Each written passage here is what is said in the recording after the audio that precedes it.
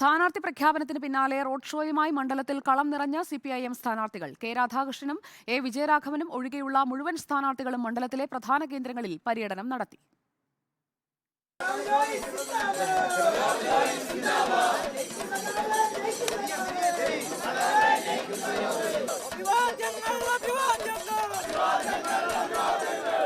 സ്ഥാനാർത്ഥി ചിത്രം നേരത്തെ തന്നെ തെളിഞ്ഞുവെങ്കിലും ഔദ്യോഗിക പ്രഖ്യാപനത്തിനുള്ള കാത്തിരിപ്പിലായിരുന്നു അണികൾ. പ്രഖ്യാപനത്തിന് മുൻപായി അതാത് മണ്ഡലങ്ങളിലെത്തിയ സ്ഥാനാർത്ഥികൾ പ്രഖ്യാപനം വന്നതോടെ റോഡ് ഷോകളുമായി വരവറിയിച്ചു.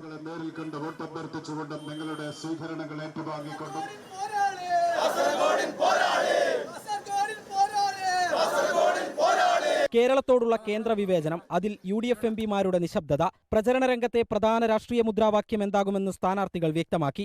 ഇന്ത്യയുടെ രാഷ്ട്രീയത്തിൻ്റെ ഗതി നിർണയത്തിന് ഇടതുപക്ഷ ജനാധിപത്യ മുന്നണി സ്ഥാനാർത്ഥികളുടെ പാർലമെന്റിലെ പങ്കാളിത്തം ഏറ്റവും പ്രധാനപ്പെട്ട ഒന്നായിട്ട് മാറുന്നു എന്നുള്ളതാണ് വസ്തുത.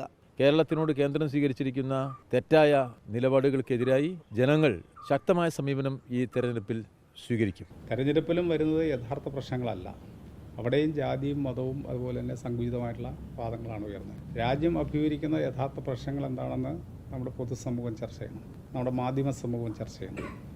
സ്ഥാനാർത്ഥികൾക്ക് വേണ്ടിയുള്ള ചുവരെഴുത്തുകളും പോസ്റ്റർ പ്രചരണവും വ്യാപകമായി. തെരഞ്ഞെടുപ്പ് പ്രഖ്യാപനത്തിന് ദിവസങ്ങൾക്ക് മുൻപേ സ്ഥാനാർത്ഥി പ്രഖ്യാപനം പൂർത്തിയാക്കിയതിലൂടെ പ്രചരണ രംഗത്ത് മേൽക്കൈ ഉറപ്പാക്കാൻ കഴിയുമെന്നാണ് ഇടതുമുന്നണിയുടെ പ്രതീക്ഷ.